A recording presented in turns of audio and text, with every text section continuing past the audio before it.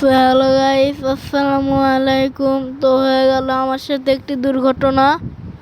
তো এই দুর্ঘটনাটি আজকেই ঘটেছে। তো এই দেখেন, আমি আমাদের বাসার ছাদে খেলতে গিয়েছিলাম। তখন খেলতে যাওয়ার পরে আমার একটা রডের সাথে বেঁধে আমার পিঠ কেটে গিয়েছে। দেখেন, আমার নতুন একটি গেঞ্জিও ছিঁড়ে গিয়েছে, ওটাও দেখাবো আমি। দেখেন, ডাক্তারের কাছে এসেছি আমি।